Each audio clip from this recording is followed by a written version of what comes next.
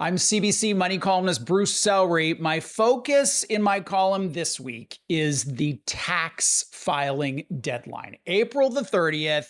We're going to talk about the what and the how, but I want to begin with the why. Why is it important to file your taxes? First of all, it's the law. Read the Income Tax Act or don't, because it's pretty boring. But if you do, you will see that it's a requirement. And if you delay, you are at risk of getting hit with some pretty significant penalties and interest expenses.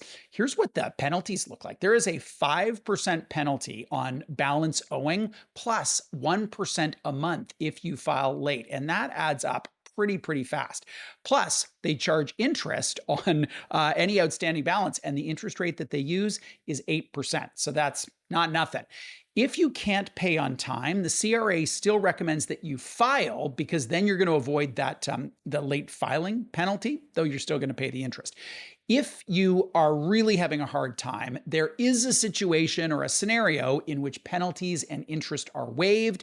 You just got to pick up the phone and try and talk them into the case of why your circumstances are beyond your control.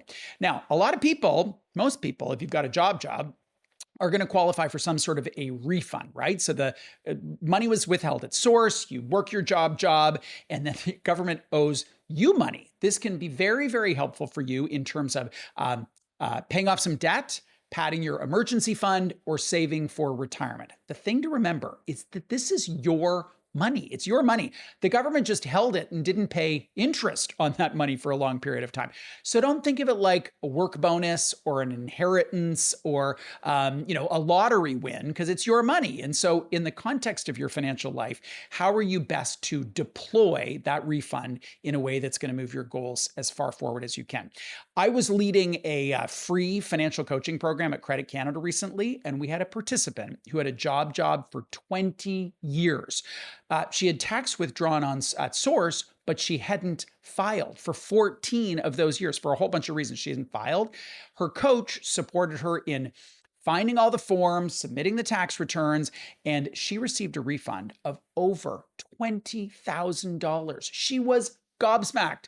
In one check, she was able to pay off her debts. Now, the other big benefit to filing your tax return is it's how you unlock tax credits like the Canada Child Benefit, the GST HST credit, the disability tax credit, the Canada Worker Benefit. And all of these can put cash into your pocket right away, in addition to setting you up for a more sustainable situation in your future. The single best resource out there in this regard is the Benefits Wayfinder. It's from Prosper Canada, benefitswayfinder.org, and it's super simple. You select your province, and then it asks you a whole bunch of questions like, are you a newcomer? Are you caring for a child? And then it provides recommendations on what you should investigate in terms of benefits. The situation, I made up a situation and went through the Wayfinder.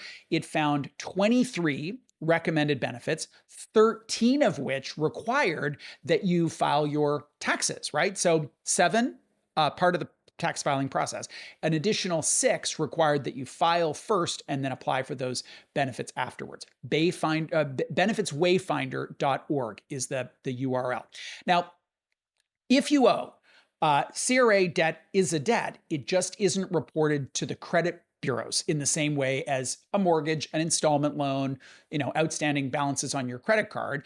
And so it doesn't show up on your credit report in those ways in terms of late payments or utilization or whatever. However, if there are legal proceedings against you related to that tax debt, then it might show up. If you choose to do an insolvency filing, like a consumer proposal, it's going to be relevant because the CRA debt incurred before you file can be included in the filing.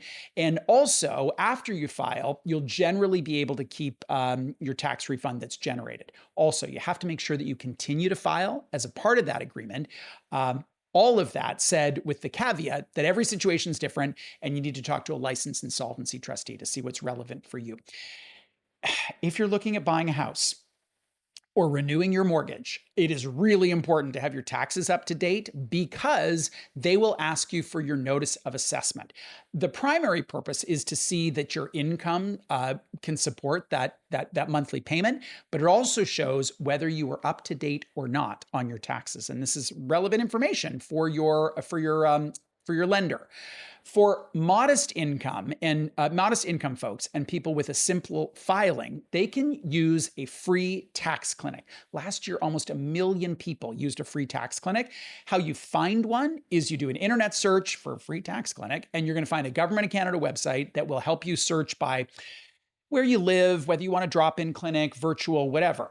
If a free tax clinic is not a fit for you, I still strongly recommend that you get some help. There is a ton of stuff out there that's free, like websites that offer this service for free, or it's really inexpensive. Even if you need to pay a bit more to get a human, it can be like $100. Even if you need to pay a lot more because your situation is complex, it can still be really, really worth it, because our feelings around taxes can be pronounced, and they can be a barrier, right? Like it can push all of our buttons, it can be overwhelming, and all that can lead to procrastination. I am actually one of those people who procrastinates in this area. I've been filing my taxes since I was 14 years old, and I've got like about taxes. I don't like it. I'm not great at it. Thankfully, I have a lovely human who helps me, and I always file on time, but I also always suffer about it and procrastinate every single year. Again, deadline's April 30th. Up to it.